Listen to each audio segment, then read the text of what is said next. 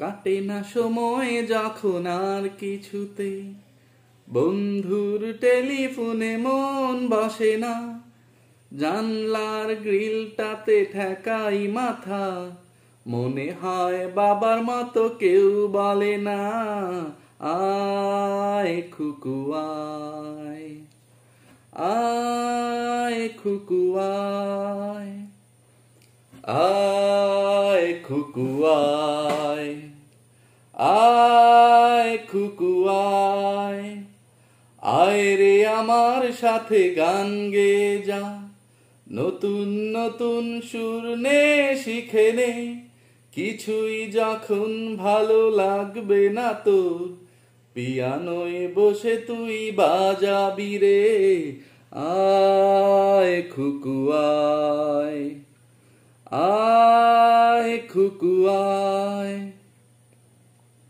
কবে যে আমি আমার সোনামণি সারিকার সাথে এই গানটা ডুয়েট ভাবে গাইতে পারবো, কোন দিন সেটা সম্ভব একমাত্র আল্লাহ তাআলাই ভালো বলতে পারবেন। আপনারা দোয়া করবেন যেন কোনোদিন এই গানটা ডুয়েট ভাবে আপনাদের সাথে শেয়ার করতে পারি, সারিকা আর আমি মিলে। অবশ্য হৃদাও বাদ যাবে না, হৃদাও থাকবে, তারা দুই বোন আর আমি। তারপর তারা আরেকটা গান যদি আমার জন্য গায়, তখন নিজেকে ধন্য মনে হবে আমি পৃথিবীর শ্রেষ্ঠ বাবা। এটা যদি কখনো তারা বলে, বাবা মানে হাজার বিকেল আমার ছেলে বেলা, বাবা মানে রোজ সকালে পুতুল পুতুল খেলা। কি বলেন আপনারা? এর চাইতে সৌভাগ্যের আর কিছু থাকবে? হয়। আসসালামু আলাইকুম, হাই ভিউয়ার্স, কেমন আছেন আপনারা সবাই? আশা করি যে যেখানে আছেন ভালো আছেন, সুস্থ আছেন, নিরাপদে আছেন। দোয়াও করি আপনারা সব সময় ভালো থাকুন, সুস্থ থাকুন, নিরাপদে থাকুন। আলহামদুলিল্লাহ, আল্লাহর রহমতে ও আপনাদের দোয়ায় আমিও ভালো আছি। তো আপনারা অনেকেই প্রশ্ন করেন রিদা কেমন আছে? আলহামদুলিল্লাহ, রিদা ও তার আম্মুও ভালো আছে, বাড়ির সবাই ভালো আছে। তো আজকে আবার চলে আসলাম নতুন আরেকটা ভিডিও নিয়ে আপনাদের সাথে কিছুক্ষণ সময় কাটানোর জন্য। আশা করি সম্পূর্ণ ভিডিওটা জুড়ে আপনারা আমার পাশেই থাকবেন। তো শুরুতেই বলে নিই, যারা নতুন, যদি আমার কথাগুলো ভালো লেগে থাকে, আমাকে পছন্দ করেন, তাহলে অবশ্যই আমার চ্যানেলটি সাবস্ক্রাইব করে দিয়ে পাশে থাকা ছোট্ট বেল আইকনটি বাজিয়ে অল নোটিফিকেশন চালু করে দেবেন, যেন আমি ভিডিও ছাড়ার সাথে সাথে আপনাদের কাছে নোটিফিকেশনগুলো পৌঁছে যায়। আপনারা আমার গত ভিডিওতে অনেকেই কমেন্ট করছেন যে ভাইয়া শরীয়তপুর থেকে ঘুরে আসেন, সেই বাইদানিগুলো, আপনারা তাদেরকে বাইদানি বলেন, অনেকে অনেকভাবেই ইয়ে করেন, আপনাদের মনের ভাষা এক একজনের এক এক রকম, এক একজন এক এক নামে তাদেরকে পরিচয় দেন, বলে থাকেন। তো সেই বাইদানি, পরকীয়ার রানী যেটাই বলেন, তারা এখন শরীয়তপুরে। তো আমাকে শরীয়তপুরে গিয়ে আমার মেয়ের সাথে দেখা করতে বলতেছেন। তো একবার কি আপনারা ওইখানে গেলে কিরকম পরিস্থিতি হইতে পারে সেটা চিন্তা করতেছেন? সেটা চিন্তা করে বলেন। আমি সেগুলো চিন্তা করেই সেই দেশটাতে যাই না, কারণ সবকিছুর উপরে নিজের নিরাপত্তা না নিয়ে কোনো কিছু করা, কি বলবো, যে আমার জীবনটা আমার কাছে আমানত, আল্লাহ তাআলার আমানত। কার মৃত্যু কখন কিভাবে হবে সেটা আল্লাহ ছাড়া আর কেউ বলতে পারে না। যে কার ভাগ্যে কি আছে আল্লাহ তাআলাই ভালো জানে। তবে আল্লাহ তাআলা মানুষকে জ্ঞান দিছেন, বুদ্ধি দিছেন, যে নিজের ভালোটা নিজে যাচাই করে জ্ঞান বুদ্ধি খাটিয়ে ইয়ে করে নিতে, সিদ্ধান্ত নিতে বলছেন।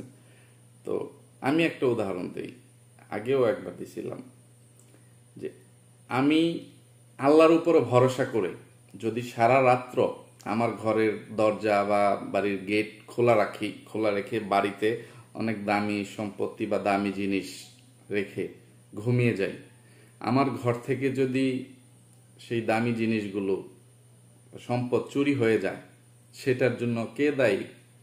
আমি না চোর, না আমার ভাগ্য? অবশ্যই সবার প্রথম আমি দায়ী, তারপরে চোরের যা গুনাহ হওয়ার সেটা হবে। চোরের কাজ হচ্ছে সে চুরি করে তার জীবিকা নির্বাহ করে। এখন চোর হয়তোবা অন্য এলাকায় চুরি করার চিন্তা ভাবনা করে, যে আগে থাকতেই কিন্তু চোর একটা প্রিপারেশন নিয়ে রাখে, দিনের বেলা ঘোরাফেরা করে, যে সে ওই রাত্রে কার বাড়িতে চুরি করবে, কোন এলাকায় চুরি করবে। এখন যদি যাত্রা পথে সে এইখানে একটা সুযোগ পেয়ে যায় যে এই বাড়ির গেটটা খোলা আছে, রাত্র এতটা বাজতেছে, সবাই ঘুমিয়ে গেছে, তো আমি আজকে ওই বাড়িতে বা ওই এলাকায় যাব না, এইখানে যেহেতু সুযোগ পাইছি এই বাড়িতেই চুরি করে নিই। তো এটা তো আমার বোকামির জন্য হলো, তাই না? আমি যদি দরজা বন্ধ করে গেট বন্ধ করে ঘুমাইতাম তাহলে হয়তোবা চোর সেই সুযোগটা পাইতো না। আর সেটার জন্য আমি শুধু আল্লাহকে দোষলে মানে সেটা আমার পাপ হবে, গুনাহ হবে, যে আমি আমার অসাবধানতার জন্য চোরকে মানে চোরের কবলে পড়ছি বা এই দুর্ঘটনার কবলে পড়ছি। এখানে আল্লাহকে দোষারোপ করা যাবে না। সেই রকম আমি যদি এখন মানে হুট করে আবেগের বশবর্তী হয়ে একটা ভুল সিদ্ধান্ত নিই যে আমার মেয়েটা সেখানে আছে, আমি এখন তার ঠিকানা জানি, সেখানে সশরীরে গিয়ে উপস্থিত হয়ে গেলাম, তো আপনারা কি মনে করেন ওই মানুষগুলো খুব ভালো ভদ্র? তারা বলে যে সে তার মেয়ের সাথে যখন খুশি তখনই সে দেখা করতে পারবে, আমরা কিছু করব না, এত সোজা তারা? মানে তাদেরকে আপনারা বিশ্বাস করেন যে তারা মুখে যা বলে কাজের বেলা সেটাই করে? তারা তো এই পর্যন্ত আমি আপনাদেরকে যেইগুলো মানে যতগুলো কল রেকর্ড শোনাইছি সব জায়গায় বলছিল তুমি তোমার মেয়ের সাথে যখন খুশি তখন দেখা করতে পারবা, মেয়ের মা যদি না দেয় আমি দিব। এটা বাংলাদেশি ডাইনির নিজের মুখের কথা যে আমি তোমার সাথে কথা বলায় দিব, দেখা করায় দিব, মানে তোমার মেয়ের সাথে সবসময় যোগাযোগ মেনটেন করার ব্যবস্থা করে দিব। এটা বাংলাদেশি ডাইনি বলছিল। তারপরে বাংলাদেশি ডাইনির যে স্বামী আছে সে বলছিল যে আমি যদি তোমার মেয়ের সাথে তোমাকে যোগাযোগ করায় না দেই তাহলে আমি মানুষের বাচ্চা না। তখন তুমি বললো তুই তো বেটা একটা অমানুষের বাচ্চা। এগুলো কি আপনারা ভুলে গেছেন? আর আমার শাশুড়ির সাথে এক্স শাশুড়ির সাথে আমি ফোনে যেসব কথাবার্তা বলছিলাম, যারা শুনেন নাই, যারা আমার পুরাতন ভিডিও দেখেন নাই, একটু দেখে আসবেন, তাহলে বুঝতে পারবেন যে তারা কতটা মিষ্টি সুরে কথা বলে, তারপরে আবার মানে চরিত্রটা পাল্টিয়ে সেই কথা ভুলে গিয়ে কিরকম চরিত্র ধারণ করে। তো আমি তাদের সাথে অনেক বছর সম্পর্ক রাখছিলাম, তাদের সাথে চলাফেরা করছি, ওঠা বসা করছি, তাদেরকে আমি হাড়ে হাড়ে চিনি। আপনারা তো নিজেরাই নিজেদের মানে প্রমাণ পাচ্ছেন যে তাদের ভিডিও যারা দেখেন সেখানেই মানে তারা নিজেরা বলে দেয় যে তাদের যে পালিত মেয়েটা আছে সেই মেয়েটার কথাতেই উল্লেখ হয় বা বোঝা যায়, সে স্বীকার করে ফেলছে যে আমার আব্বু আম্মু যখন ঝগড়া করে তখনও আমি হেসে দেই। তো তারা তো মানে অনেক শুটিং করে, অনেক অভিনয় করে আপনাদের সামনে 24 ঘন্টা থেকে 20 মিনিট বা 30 মিনিটের একটা ভিডিও নিয়ে উপস্থিত হয়ে যায়। দিনে হয়তো বা 2টা ভিডিও আপলোড হয়, কারণ এখন ইদানিং মানে ভাতিজার মুসলমানি ভাইয়ের ভিডিও মানে বিয়ের ভিডিওর সময় এগুলা করছে, দৈনিক 2টা 3টা করে ভিডিও দেওয়া। তাদের দরকার হচ্ছে টাকা, আর সেই জন্য তারা তাদের কন্টেন্ট তৈরি করার জন্য অনেক কথাই বলে থাকে। কিন্তু আমি যদি সেখানে যাই আমার নিরাপত্তা নাই রে ভাই, সেটা আমি জানি। আর এখন প্রশ্ন করতে পারেন ওইখানে কি কোনো সমাজ নাই, ওই গ্রামে কোনো বিচার নাই? আছে, তাদের জন্য নাই। কারণ তাদের মতো নোংরা মানুষদের সাথে, ন্যাংটা পরিবারের সাথে কেউ ইচ্ছা করে যে যেহেতু একই এলাকায় থাকবে, একই এলাকায় বসবাস, যে তাদের সাথে ঝগড়া বিবাদে লিপ্ত হবে না। আর তাদেরকে তাদের এলাকার গ্রামের মানুষ এতটাই ঘৃণা করে, এতটাই একঘরে করে রাখছে যে তাদের কোনো কিছুতে মানুষ নাক গালায় না। কারণ যারাই যায়, যাদের সম্মান আছে, মান সম্মান নিয়ে সমাজে চলাফেরা করে, তাদের সম্মানটা তারা ধুয়ে দেয়। মানে চামড়ার ব্যবসায়ীদের সাথে মানে সাধারণ ভদ্র মানুষের ওঠা বসা বা চলাফেরা নাই। তারা নিজেদের সম্মানটা বজায় রেখে তাদের কাছ থেকে দূরত্ব বজায় রেখে চলে। তো সেই জন্য ওই ন্যাংটা পরিবারের কোনো ভালো খারাপে সমাজের মানুষ এগিয়ে আসবে না, কারণ সমাজের মানুষকে তখন তারা ধুয়ে দিবে। আর এখানে যেহেতু সারিকার ব্যাপারটা আদালতের বিচারের সম্মুখীন আওতায় চলে আসছে, সেখানে বলবে সে তার মেয়েকে নিবে, মেয়ের জন্য আদালতেই মানে অপেক্ষা করবে, আদালতের রায়ের অপেক্ষা করবে। এখানে আসছে কেন? এখানে আমার মেয়েকে আমার কাছে দিবে না। আর আদালতে কি করছে সেটা তো আমি নিজেই দেখছি, যে আমাকে মানে মেয়েকে তাদের ভালোবাসায়, মিথ্যা ভালোবাসায় এইভাবে আবদ্ধ করে রাখছে মেয়েকে এইভাবে, তুমি যদি তোমার বাবার কাছে যাও, তোমার বাবাকে বাবা বলো, কারণ মেয়ে 3 বছর 4 বছর ধরে যেহেতু আমাকে ছাড়া আছে তার মায়ের কাছে, তো মাই তার কাছে এখন পৃথিবী। তো মা হয়তো বা ব্ল্যাকমেল করে, ভয় দেখায় যে সারা জীবনের মতো আমাকে হারিয়ে ফেলবা, আর কোনোদিন মা ডাকতে পারবা না, মানে আমি তোমাকে আদর করব না, আমি তোমার কাছ থেকে অনেক দূরে চলে যাব। তো সেই ভালোবাসায় মেয়েটাও তার মায়ের সেই আবদার ফেলতে পারে না, বা মায়ের সেই ভয় সে গ্রাহ্য করতে পারে না, সেই ভয়টা তার মনের মধ্যে আছে। তো সে সেখানে সবার সামনে অস্বীকার করবে আমি আপনাকে চিনি না। তখন আমি কি করব? আমার মেয়ে কি দৌড়ে এসে আমার কোলে উঠবে, আমার বুকে উঠবে, বাবা তুমি কেমন আছো, তোমাকে কতদিন ধরে দেখি না, তুমি কিভাবে আমাকে ছাড়া এতদিন থাকলা? এটা আপনারা ভাবতেছেন? এত সহজ হবে না। মেয়েটা যখন প্রথম আমার কাছে আসবে, আদালতের রায়ের মাধ্যমে যদি মানে জজ বা ম্যাজিস্ট্রেট রায় দেয় যে মেয়েটা তার বাবার কাছে থাকলে ভালো থাকবে, সেই পরিবেশটা তার জন্য উপযুক্ত, সুন্দর তার ভবিষ্যতের জন্য, এরপরেও মেয়েটা এখানে এসে কিছুদিন কান্নাকাটি করবে, এটাও আমি জানি। তবে সেটা, সেই কান্নাকাটিটা তার জন্য সাময়িক হবে। এটা মানে কি বলবো, যে একটা 18-20 বছর 25 বছরের একটা মেয়েও যখন বাবার সংসার থেকে প্রেম করেও যদি বিয়ে বসে, তার প্রেমিকের সাথে বিয়ে হয়, তার বয়ফ্রেন্ডের সাথে বিয়ে হয়, এরপরেও একটা কান্না মানে চলে আসে যে আমি আমার পরিচিত জায়গাটা ছেড়ে, আমার বাসস্থান ছেড়ে অন্য একটা নতুন ঠিকানায় যাচ্ছি, জানি না সেখানে আমার সাথে কি হবে, ওই পরিবারের মানুষগুলো কি রকম, আমার শ্বশুর শাশুড়ি, তাদেরকে তো আমি চিনি না, বা তাদের সাথে কখনো চলাফেরা হয় নাই, তাদের সাথে কতটুকু অ্যাডজাস্ট হইতে পারবো। যতই কয়েক বছর, 1 বছর 2 বছর 5 বছর একটা ছেলের সাথে প্রেম করুক, এরপরেও মানে কান্না করে বাবার বাড়ি থেকে বিদায় নেয়। আর সেই মন খারাপটা, সেই কান্নাকাটিটা সে অনেকদিন পর্যন্ত করতে থাকে। এমনকি বিয়ের পরে যখন ফেরুলটাতে যায়, তারপরেও বাবার বাড়ি থেকে ফিরে আসার সময় মন খারাপ থাকে, একটু কান্নাকাটি করে। আর এখানে আমার মেয়েটা তো 7 বছরের, মাত্র 7 বছর পূর্ণ হইলো, 8 বছরে পা রাখলো, সেও কিছুদিন এরকম কান্নাকাটি করবে, যে কিছুদিন বায়না করবে বাবা আমাকে মায়ের কাছে দিয়ে আসো। তো আমি মানে অবস্থা বুঝেই ব্যবস্থা নেব। তখন যেভাবে আমার মেয়ের জন্য যেটা ভালো হবে, মেয়ে যা চায় সেটাই করব। আর তখন যদি ওই পরকের রানী, মানে রানীর কাছে আমি দিতে চাইবো যে 2-3 দিন আবার থাকুক, তারপরে আমার কাছে আবার চলে আসুক, মানে আস্তে আস্তে যেন তার কাছে আমার কাছে 2 জায়গায় থাকতে পারে। তারপরে সারিকা সিদ্ধান্ত নেবে সে মানে স্থায়ীভাবে কোথায় বসবাস করবে। এটা হচ্ছে আমার ওপিনিয়ন। কিন্তু এখন আমি হুট করে তাকে চিনিয়ে আনতে যাব, ওইখানে তার সাথে দেখা করতে যাব, এটা আমার জন্য নিরাপদ না। আর ওই পরিবারের অনেক সদস্যরা ডাকাত, আর অনেক ডাকাতদের সাথে তাদের পরিচয় আছে, চলাফেরা আছে। অনেকে মনে করেন যে তাদের এলাকায় চর দখল চলতো, যে চর দখল মানে ডাকাত আর কি, তারা যে ওই রকম ডাকাত, ওই রকম ডাকাত কিন্তু না। তারা কিন্তু মানুষের বাড়ি থেকে গিয়ে, মনে করেন মানুষের বাড়ি থেকে একটা হচ্ছে চুরি করে নিয়ে আসা, আরেকটা হচ্ছে ছিনতাই করে, ডাকাতি করে, মানুষকে জখম করে, আহত করে, তারপরে তার সম্পদ কেড়ে নেয়া। তারা ছিল ওই রকম ডাকাত। তো সেই রকম ডাকাতি মামলায় ধরা পড়ে তাদের এক চাচা 7 বছর পর্যন্ত জেল খাটছে, ইদানিং মনে হয় ছুটছে। আর পরকীয়া রানী আমাকে বলছিল যে তার চাচার কাহিনীটা, যে তার চাচা নাকি একটা খুন করছে, খুনের মামলায় জেল খাটতেছে। কারণ বারবার দেখতাম যে আমার যে এক্স দাদি শাশুড়ি ছিল, সে ওই যে ছেলেটা জেলে আছে তার জন্য একটু কান্নাকাটি, যে তারে ছাড়ানোর কি ব্যবস্থা করছো ভাতিজাদেরকে বা ছেলেদেরকে, অন্যান্য ছেলেদেরকে বলতো।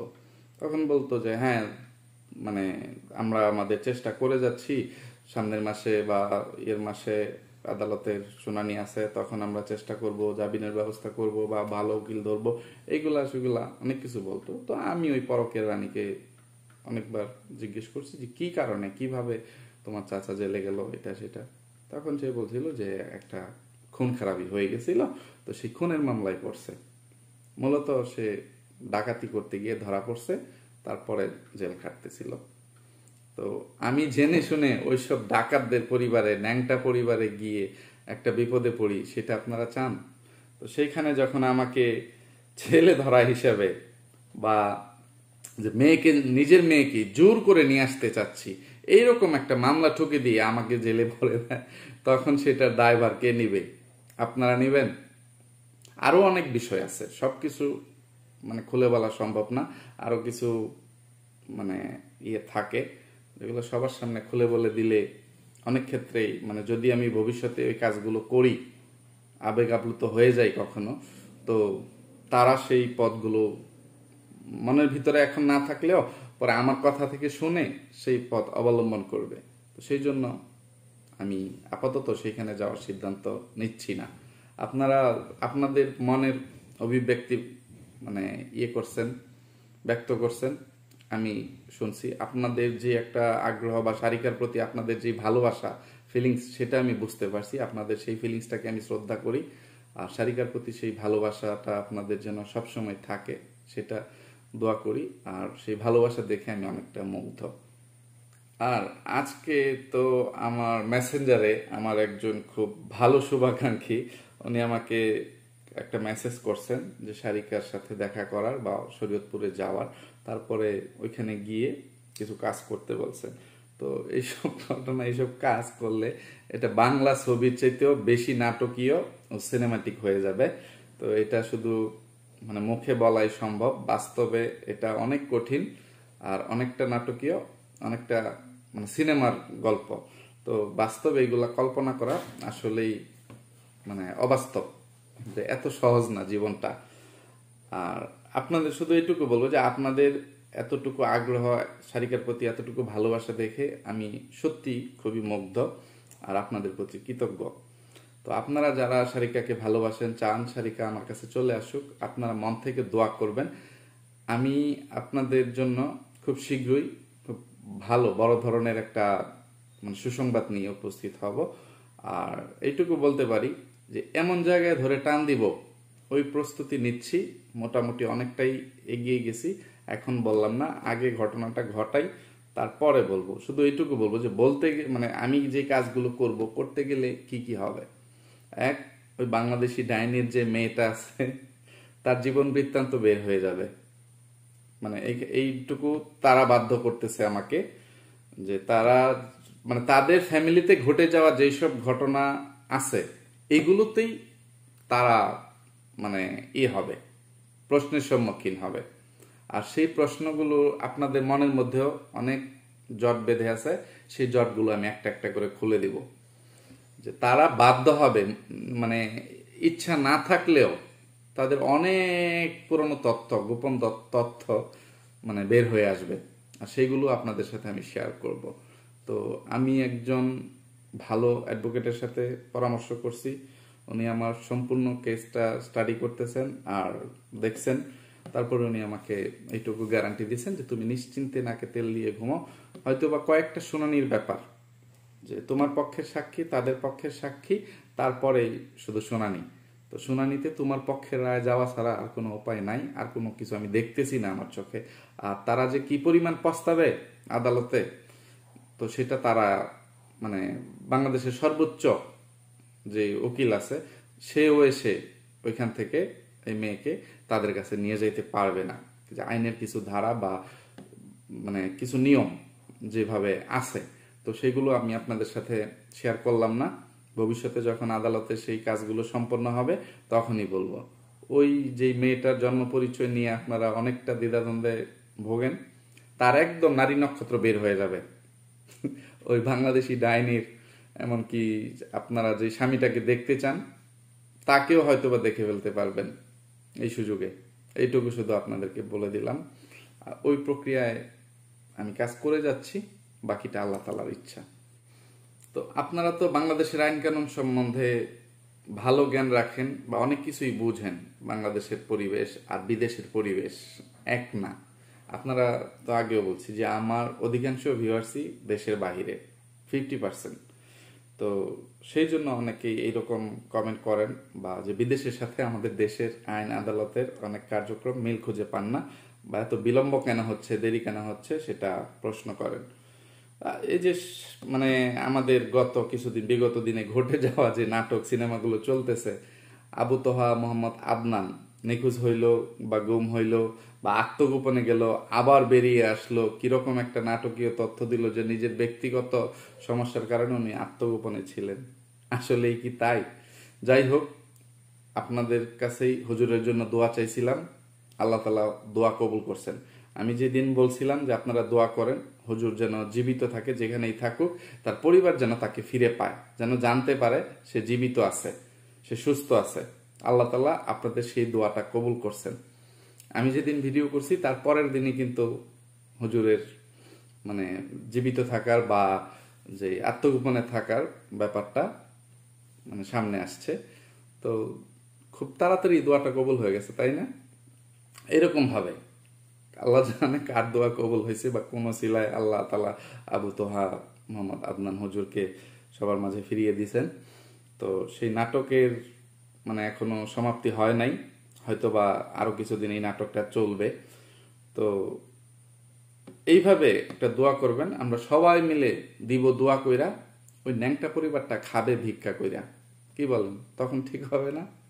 ইউটিউবে টাকা থাকবে না, ইউটিউবে চ্যানেলগুলো থাকবে না, শেষ পর্যন্ত থালা নিয়ে রাস্তায় নেমে আসবে, বা ওই যে আবার সেই আগের জায়গায় গার্মেন্টসে অথবা অন্য কোথাও চামড়ার ব্যবসায় চলে যাবে।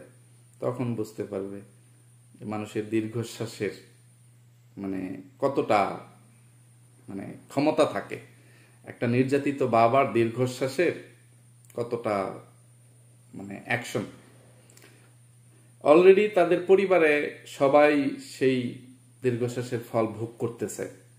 তাদের এক ভাবি বা বাড়ির বউ অন্য আরেক পুরুষের সাথে চলে গেল, আরেক বোনের সংসারে ঝড় তুফান তৈরি হয়ে গেছে, সেটা আর আমি এখন এটা নিয়ে কোনো কথা বলতেছি না।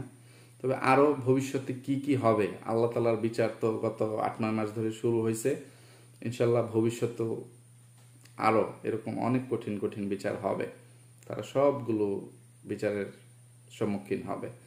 তো ভিডিওটা লম্বা হয়ে যাচ্ছে, আজকে আর বেশি কথা বলবো না, পরবর্তীতে নতুন আরেকটা ভিডিও নিয়ে আবার আপনাদের মাঝে উপস্থিত হয়ে যাব। সেই পর্যন্ত সবাই ভালো থাকবেন, সুস্থ থাকবেন, নিরাপদে থাকবেন। আমার জন্য, আমার পরিবারের জন্য, আমার 2টা মেয়ের জন্য মন থেকে দোয়া করবেন। আল্লাহ হাফেজ, আসসালামু আলাইকুম।